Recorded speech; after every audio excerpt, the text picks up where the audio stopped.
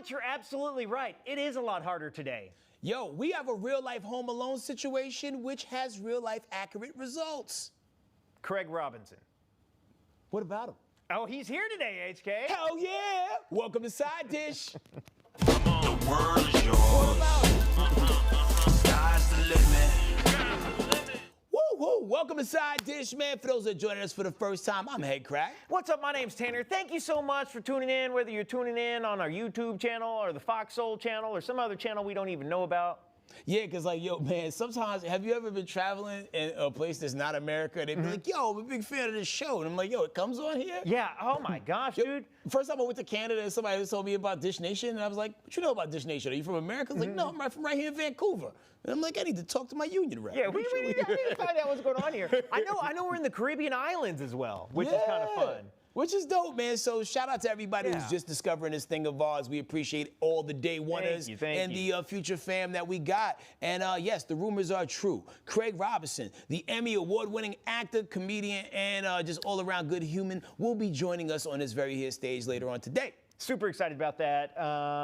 Man, you know what today is, HK? Yup. 48-hour Friday. I love that day. Stir the pot, stir the pot, stir the pot. Excited about this weekend. I'm excited about getting the weekend through. I'm getting a cast off tomorrow. Okay. But then they're going to take a couple x-rays and they're going to put another cast on. Then that's another week and a half, and then I'm done with the cast. Cool. So, like, are you gonna like frame the cast? Because you do got some pretty cool, like, you know, signatures. Well, on so this one I didn't know. Like, I wasn't like gung ho, and I haven't been keeping a marker. But I decided for the next cast, I'm going to do hot pink, and I'm gonna keep a marker with me and have everybody sign it. Maybe I'll keep that one, maybe not. Cool. Is it Breast Cancer Awareness Month? No. No, I don't think so, right? No. No. Okay. But it's just metal. Cool. Oh, it's a pink metal cast? No, I mean, it's metal. Oh, well, there it goes, man. Shout out to everybody who's already spilling up in there. What up, Kathy Brundridge? You said, hey, everybody. We're saying hello to you. Hello. We also got QX56 in here. Love it when we see new names. Got some howdy howdies. Chat. Hell yeah. Tanner, why the stash? Listen, because I'm trying it out. I'm working it out. I probably need to trim it back a little bit.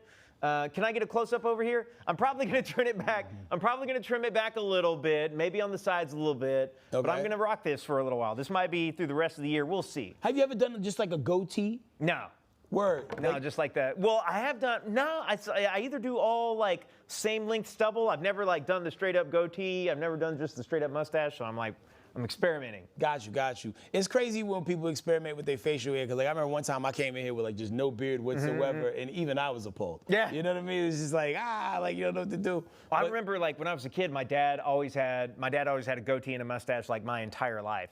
And like there were maybe two distinct times when we were kids where like he shaved it all, and me and my sisters were like, ugh, you know, like we didn't like it. You know? Have you ever seen that one meme? It's like a Muslim dude, I believe. He's going, ew, brother, ew. Yeah.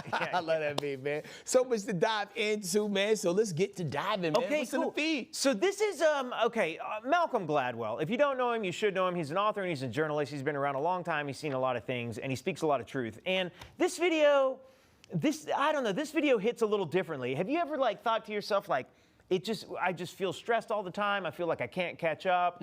I feel like it's harder now today. But you haven't really ever been able to explain why. Right. For like those of us who are like not in our 60s, like the world seems to be a different place. Well, he kind of explains it here, and you're not wrong. It's harder today. It's much harder to be a successful professional today than it was 50 years ago. Do you have any idea how easy work was for someone born in 1950 when they were 35 years old? They worked a fraction of the hours that people today work. And it was much easier. I'm old enough to remember what it was like being a journalist in the 1980s. When you left your workplace at 6 o'clock, nobody could reach you.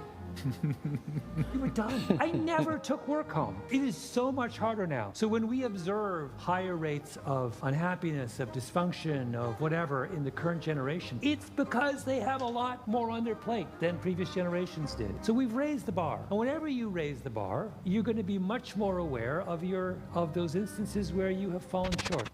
Wow. That sounds like the truth right there, doesn't it? It does. You know, I think we as a society, we've been exposed to so much. Because I say this all the time. I feel like this generation that we're in right now, we're going to be in the next Bible. You know what I mean? Because we've gone through some things, we've seen some things, and it's all happening in real time to where like crazy things don't even faze us no more. Crazy. I wake up every morning because I'm still on X, not the drug, but the platform. And when I see World War III trending, I look at 2 posts that I keep thumbing through because it just is what it is. We're desensitized to all things that are going on right now because we've gone through so much. And I try to look at the bright side and even the darkest things. Like, yo, World War III pop off. Like, do they expect me to make my Amex payments? Who knows?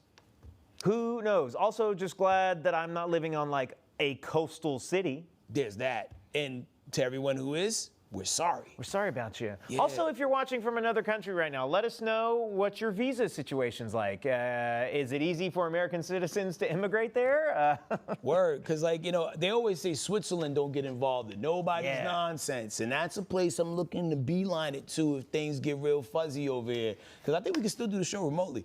We absolutely could do the show remotely. The other thing that I just thought about that I realized from his speech from Malcolm Gladwell's little talk there is like, he was talking about through the 80s. It was like, that's no cell phones, and like computers were just starting to get to be a thing. It's probably not until cell phones and the internet that people started checking in with you after work. Yeah, it left the window open to where people had all-time access. Like, that was one of the things I hated the most about doing the radio show I was doing like a couple years ago. On top of the fact that I hated the people producing it, they just felt like they had access to you 24 hours. It's like, yo, I don't like talking to you at work. What makes you think I want to talk to you when I'm off work? Yeah. You know what I mean? Absolutely not. So there's that. So yeah, like I think people have to maybe put a block thing on to where like, hey, like Big Red from 5 Heartbeats, my office hours are from 9 to 5. Outside of that, you can go kick rocks barefoot. I typically if I respond to like a work email, I'll set it so that it doesn't go out until the next morning at 8 a.m., which like kind of defeats the purpose because it's like I'm still responding, but at the same time, it's like I'm not trying to train people to know that they can get to me. Yeah. You know, but after hours. With that being said, I love this job, and Kim, you can hit me whenever, yo. I just want to put that out there. It was just that job. This is that job. Okay, I got some shameless self-promotion going on here. I'm back on 25 Words or Less this week with Colton Dunn. That's one of my favorite humans. Dude, Colton is so dope. He's so great. We got to get him on Side Dish next time he's out. I was trying to figure out a way to kidnap him when he was in town for Pictionary, but when I saw both of y'all doing the show together, I was like, hell yeah, let's go. So it was my first go-around on 25 Words or Less, my first season ever, and but Colton's been doing it since like season 1, so he's like 6 seasons in.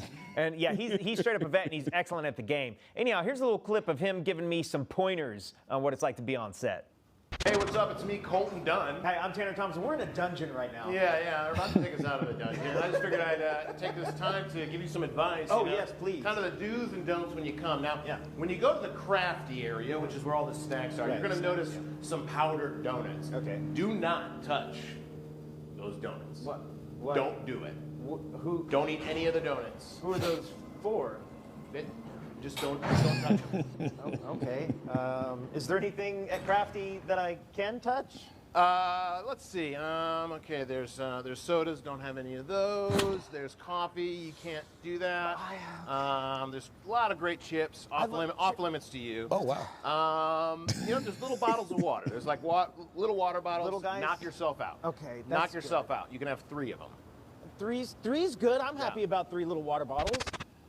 Obviously, he's joking there. Here's the thing is I want you to watch this next clip because like the game is so interesting. If you haven't watched 25 Words or Less, you only have a limited number of words to get your partner to guess. HK knows. He played the game well. And what comes up in this clip is like you're going to see the word, if I think we're playing, I don't remember which one we have, but you're going to see the word that I'm trying to get him to guess. And it's going to be obvious to you, but it's not obvious to them. It happens, man. It happens all the time. Check this clip out. Pyramid location. Egypt. Oh no, I think I get all of these. A, B, C, D alphabet. Sizzling I like how you walked them up to sizzling. Mexican fajitas. Synonym fake. Artificial. Artificial. Opposite clean. Dirty. So yeah, cleaned up on that Tanner, round. You make it look so easy. Great guessing, It's guys. so You got them all. like C, like the word was S-E-E, like I Yeah. see something, but all you have to do is get them to say the word. When I see people use those tactics to get them to say not the exact version of said word, it was like, yo, that's just brilliant gameplay right there. Thanks, that's man. great, 25 words or less. And actually, throw a shocked emoji in the chat if you were shocked to find out that Colton Dunn could walk. Ah. When I first saw him walking around, 'cause like he was so good in Superstore, I thought my man was, just rolling around here. Sure. But no, he's just that good of an actor, and that's what good acting can do for you. That's what good acting can, He started, like another famous person. He started from the bottom, now he's here. Bang. Another guy acted like he was in a wheelchair. Oh, yeah, that's right, Wheelchair Jimmy. That's correct. right, If you that's know, you know. right. Well, last but not least, we got, be sure you check out 25 Words or Less. Check out your local listings to find out which city is coming on near you. And support the homies on the show. And I think I got some episodes coming up in the very near future, so be on the lookout. All right, now, up next, Miss Pat and Trick Daddy. We love comedian Miss Pat. Absolutely. Trick loves the kids, not in a Diddy way. But they were in a kitchen talking Diddy, among other things. Oh. And here's what they had to say. Trick that who gave you? I done had some of the best. I done had some of the best. I'm talking to And I'm gonna tell you right now, too, overrated right now. All that is overrated right now. What's he talking about? Mediocre. Why I'm is it telling you. mediocre? Y'all got- Who else gonna eat your booty? Because he's a part of Eat a Booty that ain't got Gang. nothing to That's do a with thing, a heard you hashtag like he had your going booty on ate. I don't in the No, late I don't like my booty. I like to get 2000s. ate out. Don't say booty ate, because that sounds like some dick shit. We not going on there. I was never invited. Did you go to Diddy parties? They don't invite no like me at Diddy parties. My homeboys will rob that bitch, tell them all the put your up and raise your hand and drop your money in your wallet in his basket. And I feel, don't get it twisted, I feel sorry for Diddy.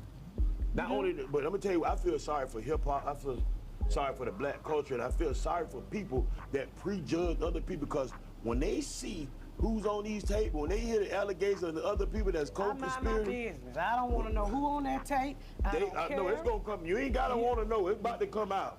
Yeah, I know it is. Somebody gonna be offered a hell of a plea deal. I don't know what the hell Miss Pat was cooking, but I bet it was good. I'm sure it was good. I'm sure whatever they cooked, it was really good. You could look at certain people and just tell they could throw down. Like Loretta Devine, I bet she never burnt nothing a day in her life. Yeah, you know the old phrase, never trust a skinny cook. Facts. You know what I mean? Like if if Malcolm Gladwell walked in here and Right, talked yeah, about, like- I'm an expert cook. I believe you. I have an expert opinion on journalism and communication to the masses. Well, teach me all about it, sir, but I'm not sure I need to know how you make your roast. Hey, yeah, big cooks, big food. That's right. Gotta love that. And speaking of big things, man, we're talking to a very big guest coming up next, the legendary Craig Robinson. You know him from things like The Office, Hot Tub Time Machine, This Is the End, and more. He also has a show called Killing It that's also on nice. Hulu, man. They got 2 seasons, and hopefully we can talk about a 3rd. All that and more coming up in about 2 minutes. Let's go change our clothes. Oh, let's do it, yeah. For no reason. Let's just go change our clothes.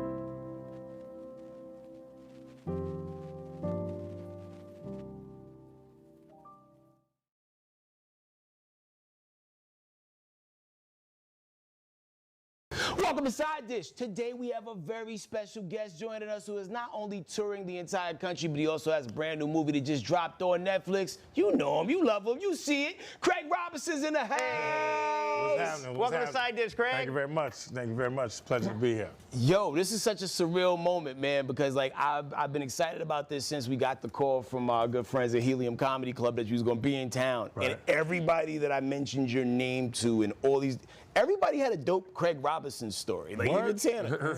That's Yeah, awesome. I don't expect you to remember this at all, but we've met a couple times. I was in LA. I worked on a show called Hollywood Today Live. You came on. We're a lot of fun for that. You had the keyboard out. But then even before that, we met at a short film festival. It was held in Los Angeles, over there just west of the 405. It was, and you were in a short film where you played an inmate with a number across your back. Wow. And you made the phone call to that number. I watched that film, and we met then. Memphis Calling. Yeah. Yeah? That was, my first foray into drama. That was your first dramatic role? Yeah. What year was that?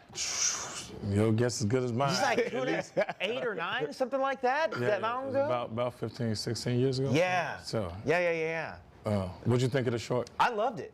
It was great. The woman, like you and the woman she was like in traffic, if I remember correctly. She was in traffic. And she gets this. I called the phone up on the back of my prison uniform. Yeah. And she was waiting on a call from her doctor to tell her the sex of her baby.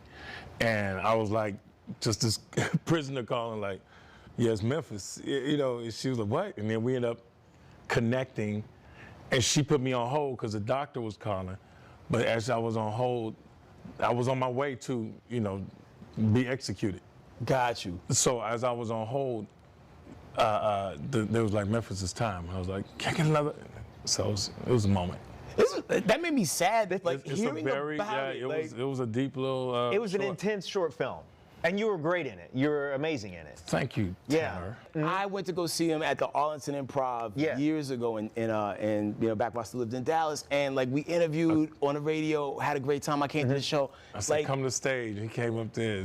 HK's got it. Bro, but that was the nicest thing that anyone has ever done for me at that point in my life. You know what I'm saying? Like, it meant a lot to me. Wow, And when I saw you today, I was like, I talk about it like it happened 2 years ago because I remember it so vividly. It was, even if I didn't go on stage, you made everybody in the audience feel good. And that's the takeaway about what you want, your entertainment space to be. You want people to walk out of there feeling better than they did when they walked in there. Yeah. You did that. And you did that for me without me even going on stage. Thank you. Me brother. going on was the icing on the cake for me. But you bring the vibes, man. It's all about connection. Yeah. It's all about connection.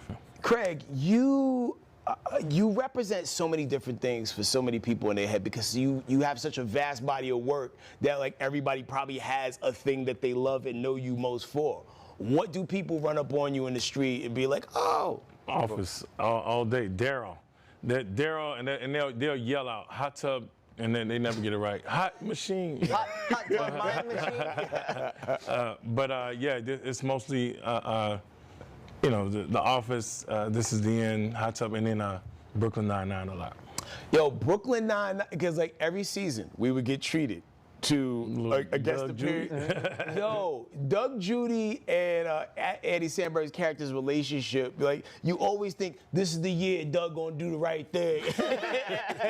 Yo, my wife loves every time she's in Detroit getting ready to bury somebody, and she was trying to figure out a way where she could pop in just for the day because she is like such a big. We watched Killing It, nice. together. Thank you, the bro. whole Thank kit you. and caboodle, man. Thank you very much. What do you think? I mean, because it's like you've been in these things that like people have loved so much. What do you think maybe like your weirdest fan interaction has ever been? My weirdest fan interaction was probably, I was in Atlantic City and I was, and there was a bunch of like, they were probably just over college age, but they got excited, and then, so I kind of like was moving to go to the comedy club, moved out a little bit, and then one dude started chasing, he jumped on my back. What? Yeah, and I kind of gave him that. But, stuff like that, People literally touching. Jumping, yeah. Don't do that, folks. Leave Craig alone. Yeah, most people aren't Especially ready with for these that. knees, Right. Come on now. Yeah, those are the first things that go on some people. Like you have such an interesting back history too. So you studied music theory, right? Yeah, I have a degree in music, and my master's is in music education. Gotcha. So yeah, we had a musical family growing up. You know, my mother played and sang while we were in the womb. She was first year cello, and she ministered music at church and stuff. So it was always, the music was always present. I met your brother, Chris. Yeah, Chris Rock. He was at the Blue Note. I think he was like playing with Talib Kweli one night. And it was just like, yo, he's like, yeah. And as soon as he said who he was, it's like, okay, I see it. Yeah. He's a master musician. He's the coldest piano player I know. Well, and you played, but then you were also teaching school before you found success as an actor, right? Right. Tell us a little bit about those years. I taught kindergarten through 8th grade. First year was Indiana. The next few years was in Chicago. I was, and that's how I got my master's. I was in this program called Teachers for Chicago, where they pay you to get your master's while you teaching and going to school. So, and so I was doing that, and then I was doing comedy at night, you know. So, and I was also a bouncer at a club, but I was the guy that went to get the bigger guys and be like, "Ooh, they fighting." I was a snitch bouncer. But yeah. So I would go and do comedy, you know, whenever I could, and just try to figure out how to put an act together, put 10 minutes together. Yo, that's interesting, the bouncer dynamic. Has there ever been a situation where something broke out in a club and you just wanted to just like kind of like act like you don't see it so you could like not have to be involved? No, the only thing I really remember from that is this dude came in. It was no jeans, right? Okay. So this dude came in, it was like no jeans. He left, came back, and clearly had some pants over his jeans. Wow. That he was gonna take off. So I saw him, I was like, yo, man. But I didn't tell him. I went, like I said, I went to get the other dude. I was like, yo, he got them jeans on. You snitched on my man. That was my job. Also, like, you went to get the pants. It would have just been easier. Why did he put pants over his jeans? Right? I would have rewarded that behavior because it's avant-garde behavior. Most people wouldn't think to go that far. It was so obvious. Maybe it's a comfortability thing for him. He likes to feel the denim on his skin. I think something. That's a little weird. Like, it's like my man from Arrested Development who, like, he never wanted to be nude. Never nudes, Never nudes, yeah. As we, like, sort of step through it, and then, like, The Office happened, and I'm sure you've been asked this a million times, when did you know that was going to be, or did you ever know that was going to be what it wound up becoming? I was just alone. You know, I was in the 4th and 5th episode in the first season, so then they brought it back, and then, you know, I started to see what was going on with it, but I learned as you learned. Yeah. I didn't know they would have any, you know, inside information. It just kind of took a life of its own. Do you remember, like, perhaps in, like, as that show progressed and got bigger, do you remember the heat coming on your career? You know, it made it, I got in, you know, it was interesting because I would go to auditions and people would, they would just want to talk about The Office or, like, you know, certain characters. I'm like, I'm here to audition. You're like, I'm actually here for, you know, what? So, but it definitely got me, you know, a lot of rooms and stuff like that. And it really is like having friends everywhere you go, being on that show, because you go somewhere and people want to buy you drinks or whatever, and always very kind, so it's been a huge blessing. When I started seeing you in a lot of those movies, like Is This the End, Pineapple Express, it was like, oh, okay. Because that was around the time where comedy started to shift again, theatrically. You know, because you think about how the 80s were, like you was getting those raunchy, hard R-rated comedy. Yeah. Oh my, what was your favorite Porky's out of the? Porky, I don't even remember. I just remember, you know, it was just like, you weren't supposed to see it, and you were seeing it. It was wonderful. All the Porkies had that boat, right? That casino boat? That was the third one. That was just Porky's Revenge. And I remember the cover of the box. It was his fat face. And he had a cigar hanging out his mouth, and he had like some of the dudes in his hands. Like, yo, Porky's 3 was When's the last time you thought about Porky's? Today. Right? We're probably all from like a similar era where like somewhere in that mid to late 80s when the Porky's thing was happening, it was just like, yo, if I stay up late enough and I catch Porky's on HBO, I might see some boobs. Right. That being like a thing, I was like, oh. Let me help you out, Tanner. It's like back when having cable meant you only had HBO, they had a thing called the HBO Guide. It was about the size of a Jet magazine. Yeah. And you would go through it and you would look through the stuff that said, had N next to it, which meant community, or SSC, strong sexual content. Ooh. And usually that would be Porky's last American version. Actually, there wasn't. Do you remember the channel where it was like squiggly? Oh, you talking about Spice? And you could kind of see. Oh yeah, the but it was Cinemax yeah, channel. yeah. You might get a flash or something. Well, it was the Spice Channel for some. I guess it depends where you live. Yeah. But every now and then it would hold there, and like your man said in the back, we've got Bush. All right. So that concludes the porn section of our interview. So let's talk about this new movie, Hot Frosty. Hot Frosty. And so Hot Frosty is like a snowman comes to life He and comes helps to a life. woman find love. Yeah, he comes to life and smashes this chick. Oh, No, really? But no, he comes to life. Yeah. There they go, right there. Lacey Chabert is the Hallmark Christmas Queen. Yeah, absolutely. So it was cool to work with her.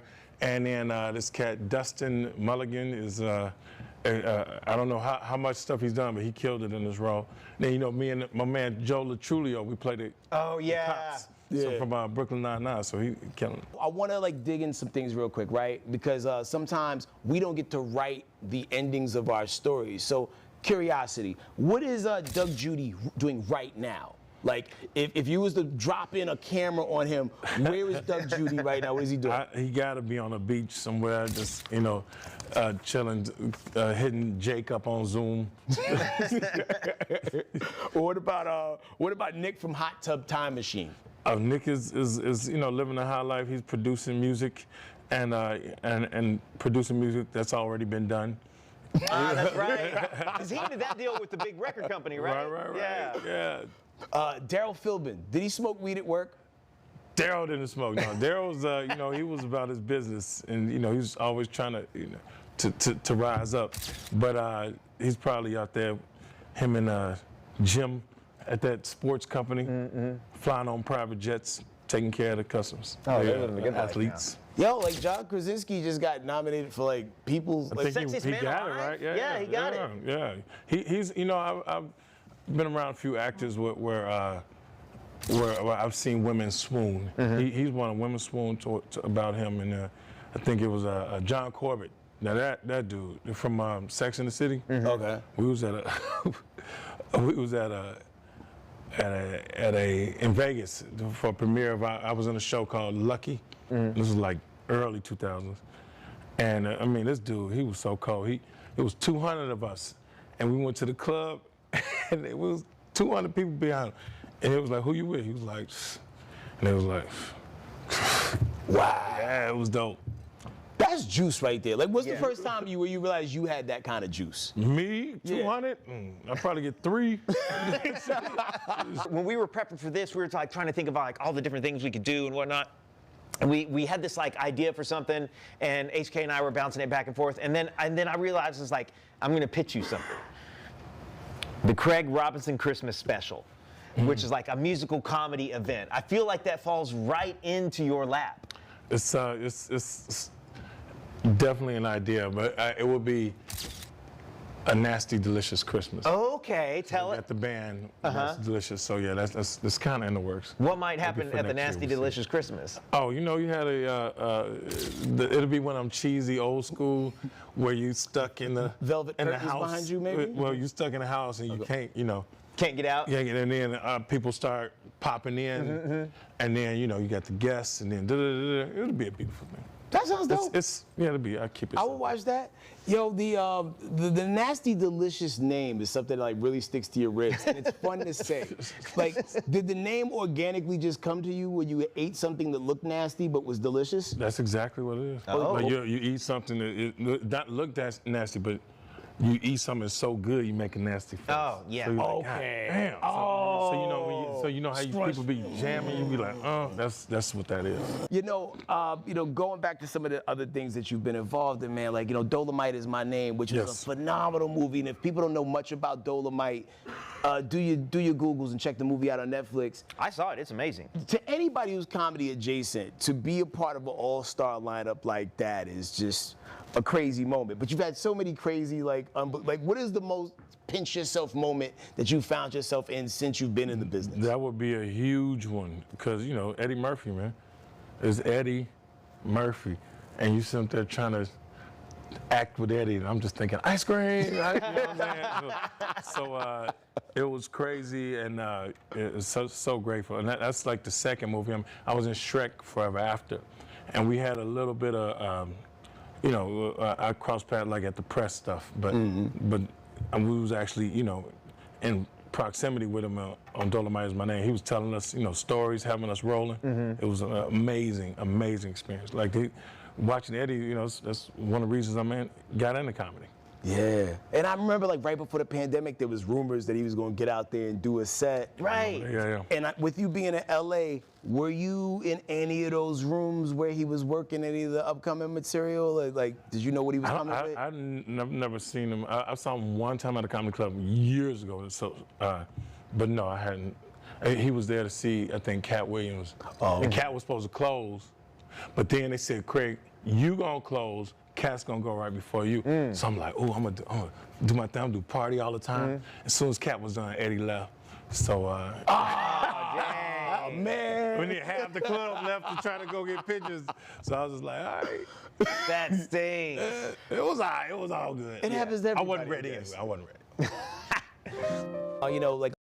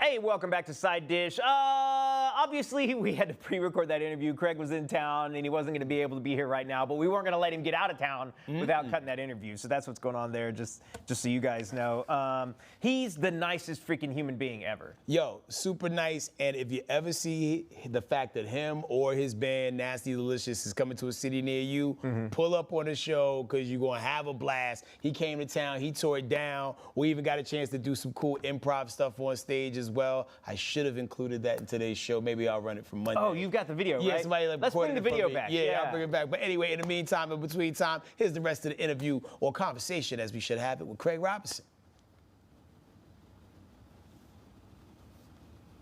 You know, like a lot of times in the entertainment biz, there are highs and there are lows. What has been the highest moment for you? And what's a low that you had to overcome to get to the high? You know, one of my highest moments was like getting my first. I was broke. I was doing a gig in Atlantic City, and that week, I got knocked up and I got Daddy's Little Girls. Oh, wow. Like, so I had auditioned and I was just kind of, you know, waiting to see what happened. But you can't really wait to see what happened. You just got to audition and forget about it. So that week, I just remember being in this, you know, condo in Atlantic City, like, ah! You know. So, and then what you said was the lowest? Yeah, it was like the low, like, damn, man, I don't even know if it's gonna work out, man. I auditioned for a show, and the director said, and the winner is like, in the room. Wow. And I was like, and then I was just waiting, just any date now, da da da. And then I don't know what happened. I don't even know if that movie got made, but it was just like, it was a severe like, oh, dang, they told me I had it, you know, kind of thing. So that was. It was better to have. I thought they raised another dude's hand right in front of you. I'm like, damn, that'd have been like a nice, you know. No. I was in the audition, and you know, they were cracking up. So and he just said, and the winner is. So I just knew I had a part, and it was like one of those early. You know, I think I had maybe done something. I don't know if I did anything. Okay. Do you remember any specific ones that you mind mentioning that you know who did ultimately get it? Oh, well, I just said I had auditioned for Juana Man. I didn't get that. Yeah, that was what part? The Juana Man. The Miguel Nunez part? Yep. Okay. I don't think I've ever seen you without facial hair. That would have been just a tough role to pull off. I did. That was one Office episode without facial hair when they did the movie. Okay. And I played the president, and they cut me, forced me to cut my hair, facial hair. But I mean, it's quite a few. A lot. I auditioned for that show, Girlfriends. Okay. To be the black guy on there, the sidekick dude. Yeah. And I remember I told my family, I auditioned my father. My father got upset. He was like, why didn't you get that part? Like, that's, what are you talking about? You know, I think everything worked out at the end of the day. It worked. Yeah. It worked. So is there anything else coming down the pipeline, like feature film, like besides Hot Frosty, you can talk about? Anything that you're working on? Right now, I got a few, we got some stuff in the works, but what's locked is some voiceover roles. So you got Bad Guys Part 2. You got In Your Dreams. This is a Netflix movie, and then you got Saving Bikini Bottom, which is that's a SpongeBob, right? But it's Sandy Cheeks. It's Sandy's movie, and I play her father, Pop Cheeks. Yeah. That's what's up. Really? And it's already you already recorded your stuff. That's recorded. That's ready to go next year. What do you think the chances are that we'll ever get another Hot Tub Time Machine? I don't think it's gonna happen, but I don't. But I mean, and the writer has an incredible idea for the third one. But, yeah. But so far, yeah. So far, it's just kind of. But the second one, we didn't know what was going to happen. Right. They had a dinner. They called us the dinner one time, and then boom, here we go. Do you mind? Can you share the rough idea? I don't know. Yeah. I'm trying to think why. Let's just say multiverse is involved. Oh, that's exciting. We love a multiverse. People are loving that right now. What is your favorite time that you've ever broken somebody and got them to laugh in a scene, or a time that you've been broke? Oh, I mean, that's well documented. My plums? My plums. That was the worst day of my life. If I recall correctly, my plums, beautiful bluish hue, the sun just dancing right off of them, just nice. Getting ready to take them to market.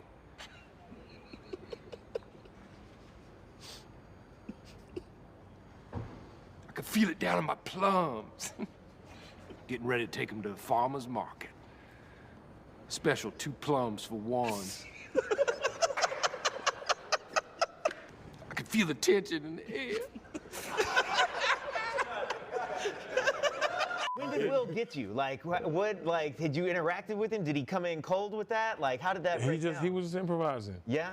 And, and he's trying, Will's trying to kill you. He's trying to. He's looking at you. It's on purpose. So he didn't care about, ruining the take or anything. We sit there, and I got to stare in Danny McBride's eyes while Will Ferrell is saying all this crazy stuff. So yeah, it was a trip. I laughed so hard, I cried. No pressure, brother. You do your thing on the keys. We have a keyboard. It's probably not the nicest keyboard. It's not from Radio Shack. This is from a store slightly better than that. Would you mind, giving the world a taste? Let's see what's up. Okay, let me go back there and get this real quick. You need help with it? It weighs nothing. Weighs nothing? It's gone. Someone stole it. We in Atlanta. Okay, cool. Oh, it's around the back. Oh, it's right there under the pillows. Boom. So we got this right here, and I'm gonna plug it in so we can get some sound going. You didn't know we were gonna put you to work, did you? I mean, Woo! Oh, we found ourselves long ago.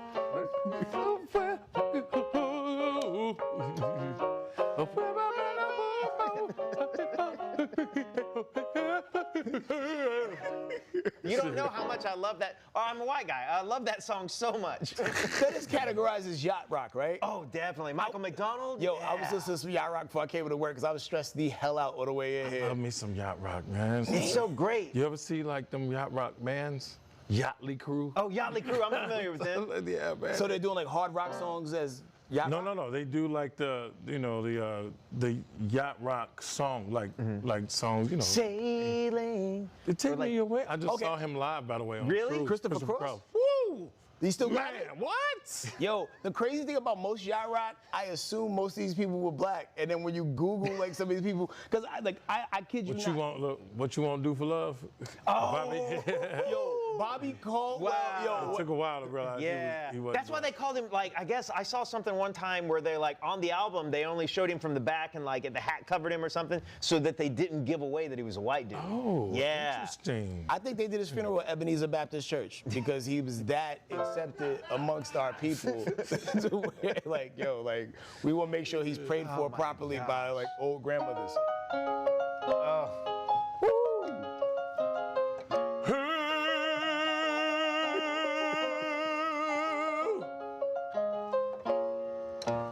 I will never find another sweeter than you, sweeter than you. More precious than you, more precious than you. Girl, you are Closer than my mother, closer than my like my uncle. father, close to me, you're like my brother, close to me, you're like my sister. You are the only one of mine. And to you the song I sing. All my life. What? I'm waiting for someone like you. We're going to get that harmony in a minute. And I thank God that I Finally found you. Harmony. all my life. I'm waiting for someone like you. Oh, nice. And I hope that you will. Do love me too, yeah. Feel the same. Golly. What you think about Tyson, man? Yo, the Tyson Okay, Jake we've been Paul talking is about stressing this. me out. We've been talking about this for weeks. Did you see him slap the mess? Yeah. Yeah. Woo. He slapped him hard. I don't think that was fake. I don't think that was staged. I don't think so either. But he stepped on his foot and he just reacted. Oh, I didn't know that. He Paul stepped on his foot. Because Oh. Paul came up, was doing whatever, trying to be the Yeah. John Jones thing, and he Yeah. stepped on Tyson's foot. Maybe been an accident, I don't know, but whew, he slapped fire from that Like, point. if you was to ever do like a celebrity boxing match with like anybody from any field, one would you, and who would it be with? Oh, for sure. Probably like, you know, Vernon Troyer or something. Vernon Troyer? That's gonna Isn't be he dead? easy. Yeah. Somebody dead would be good. No, let me see. I know I would love to do something like that, you know, with proper training or what have you. I don't know, who would I box? Andy Samberg, I'm calling you out. Oh, there we go. Your time is coming, Sandberg. Somebody called Brooklyn 9911. No, it had to be somebody big, somebody my size. So Size makes fights. me and style Terry make fights. Crews, let's go. Oh, Terry. TC? All right. Let's go. So do you feel like his muscles are for display purposes only, Terry Crews? You know, he used to play football. Yeah, I know, but that was a long time ago. So no, I think that's his lifestyle. If he's still doing this, he would only eat between 2 and 6 p.m. I So mean, he wait, was super really? intermittent fast. And I remember seeing him at a hotel in New York one time. He was like, yeah, I got to go work out. He said, it's a gym here. He said, it's not enough weight. I said, dang. So he's for real about that life. yeah. Anybody who could isolate which pec they want to move. Right. They moving differently in life. He's got boobs. He's got muscular boobs. Like, I only seen that in Punch Out, the game. Like, I think it was Macho Man, Super Macho Man would come out and he would make his pecs, like, do the thing. Like, that dude's he's on one. legit. He's legit. Yo, man, we appreciate you pulling up on us, man. Well, if anybody's watching right now and they want to find out where they can go see you or when you might be getting up again, where would they go? I don't know. They're not CraigRobinson.com? I mean, I have some kind of website. I don't Google it. utilize it. It's Google me. the worst. Google me and find out for worst. yourself. Word. They know. They be knowing when I be popping up. It's That's awesome. what's up, man. And don't forget to check out his brand new movie on Netflix. Hot Frosty. Hot Frosty. Yo, like, we need funner, like, Halloween, not Halloween, Christmas movies. Cause This was a fun one. It's got a Hallmark feel, but a Netflix vibe. You know what I'm saying? So Nice. It's cool. that's a hell of a pitch. A Hallmark feel with a Netflix vibe. So it's like a movie with heart, but you're gonna see a nipple. Something like male nipples. Oh. That's gonna make All somebody right. happy. Yeah, so we're here for it, man. Just sales, baby. It's happening with the Skin energy. to win. My God, man, appreciate you. Hey, my man, Yo, thank you very much. Craig, thank you so Yes, much. sir. Yes, Thank you sir. so Thank much. you. Thank you. Thanks for tapping Thank into you, Emergency everybody. Side Dish. Bye. Bye. Just kidding. We're still here. We still got 15 minutes of show left. Man, HK, how much fun was Craig? It was very fun. I was watching it like we weren't a part of it. I know, And yeah. I was just as pleasantly entertained. He's just so nice. It's so rare. It's so rare, you guys. Sometimes, like, you never know if the person who you see on TV and who's funny in your favorite shows and that sort of stuff, like, who they are on the inside. You know, it's like, we're not playing characters here. This is just the kind of us being us. But, you know, actors, it's a lot different. And, like, Craig is just the most down-to-earth, nice guy ever. And real quick, for those concerned people in the comments, his Band-Aid is because he fell off his bike. Oh, that's right. Yeah, he told us about that off the grid. So there that is.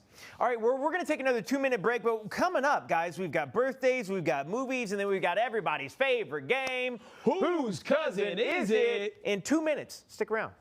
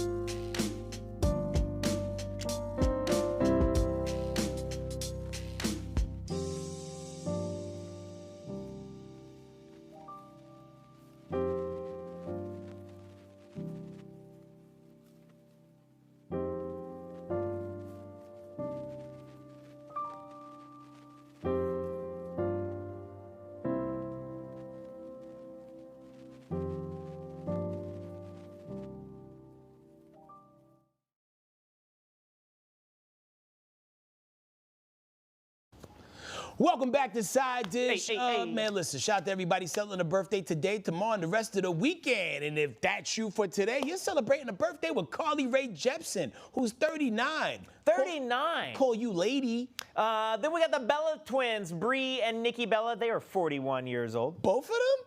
Yeah, both of them. Twins.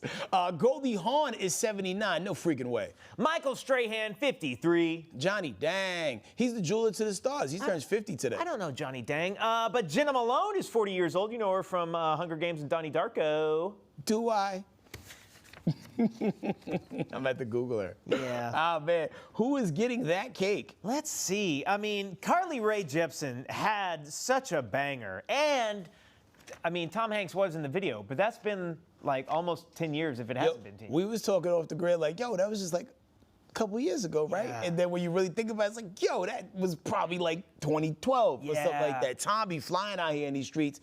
For me personally, I got to give it to...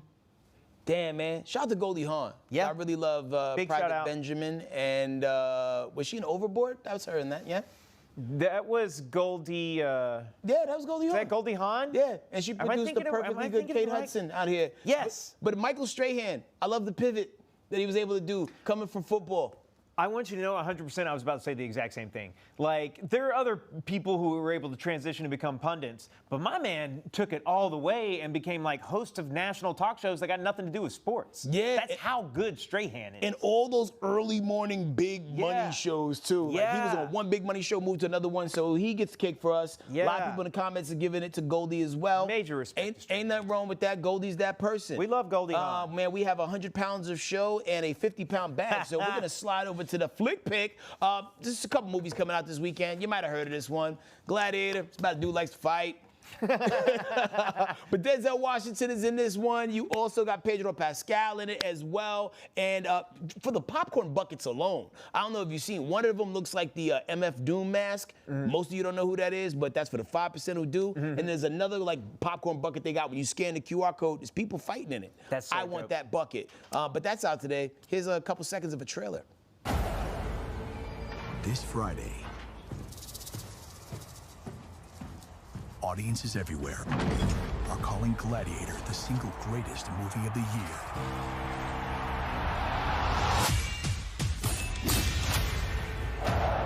I put you in the ring, you fight or you die. Strength and honor. Strength and honor. It's ferociously entertaining. The odds are against you. The odds are always against me. This is what movies were made for. The God!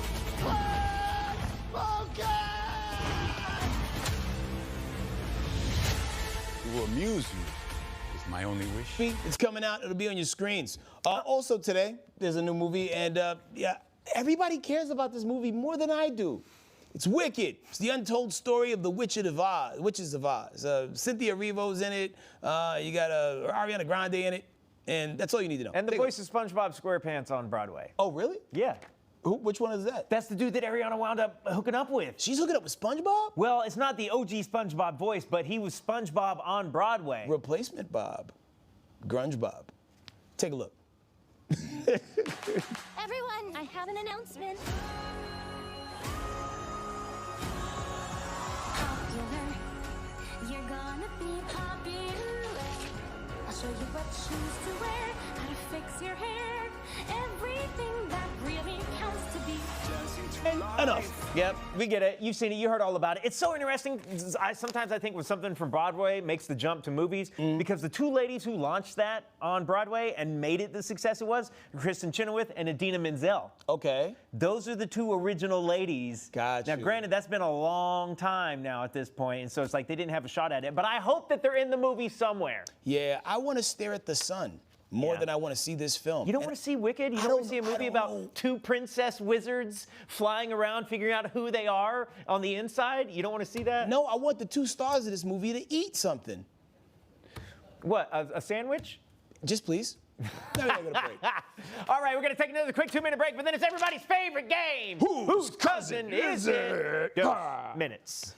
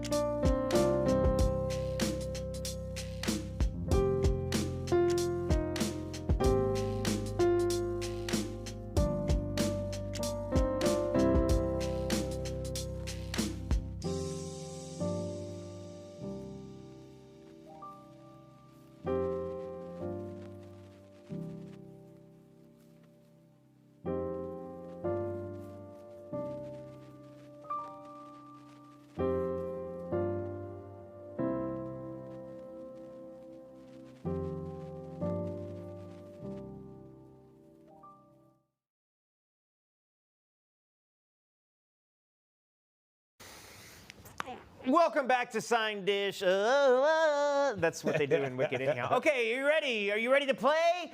Whose cousin is it? Okay, here we go. A Texas woman who left her 2 children, ages 8 and 6, home alone while she went on a 4-day cruise, pled guilty to felony abandonment. She will be sentenced early next year by a Houston judge following the preparation of a pre-sentence investigation report.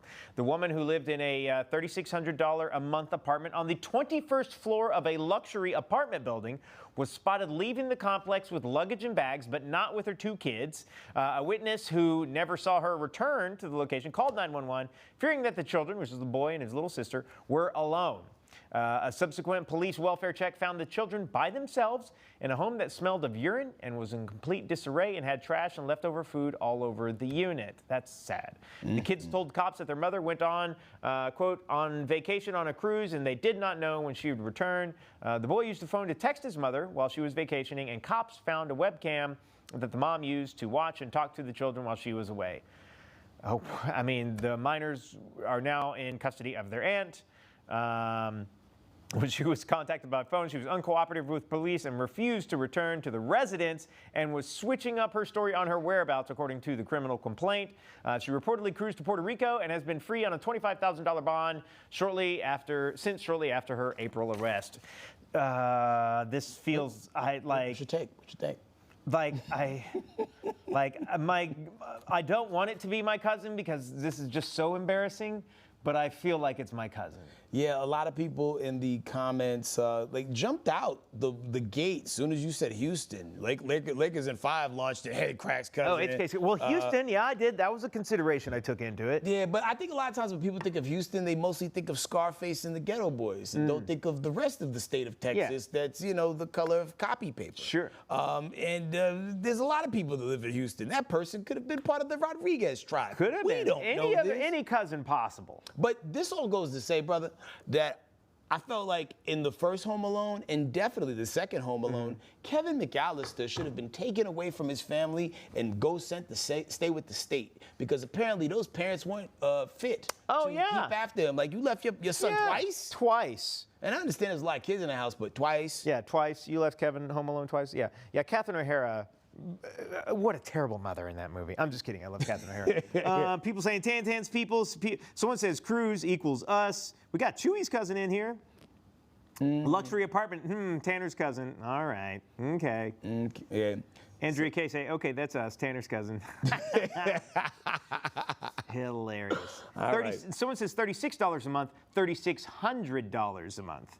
High rise in Houston. That's an expensive crib. Yeah, that's a real expensive spot. And also strikes me as like someone who's probably not paying for it.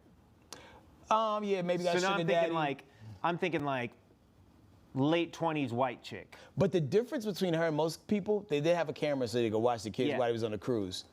All right, so you know how we do it throughout this time. Move that van! Surprise, surprise. Yeah, that's Lakeisha Woods Williams. Did that right there. I don't know if that was like her passport photo from when she went on the cruise. No, the orange in there doesn't strike me as passport photo. Yeah. Yeah, we gotta do better, ladies and gentlemen. I understand a cruise comes around once in a lifetime, but yo, to leave your kids like for that 4 and 8 time for a week. And if you want to move better, you should have left in the middle of the night so the neighbors wouldn't have seen you. Not telling you how to do your crime, but it is what it is. Well, and the unfortunate thing is like you might not get those kids back, girl. Then that cruise lasted 1 week. Those kids are going to be around for the rest of your life. Yeah, you're not free to move about the country. Oh, man. Anyway, we appreciate y'all joining us all this week. It's been a hell of a week. It's been a great week. I'm looking forward to the weekend. You got any big weekend plans? Yeah, I got a show in Dallas. If you're going to be in Dallas, I'm playing at the Deep Ellum Music Festival. My group, the Bodega Brothers, we're going to be at Club Dada on Saturday night. Bodega Brothers, we rock around 10 o'clock or something like that. But I'm going to be walking around the festival all day. So if you're in the D-Town, tap in with me on IG and we'll be at you. Nice. What about you? Nothing. I'm probably going to stay inside. I don't know. Trying to get the wrist or the thumb healed up. I got no major plans this weekend. Well, cool, man. Well, y'all have a great week, and we'll see you next Monday. Happy Thanksgiving. Bye.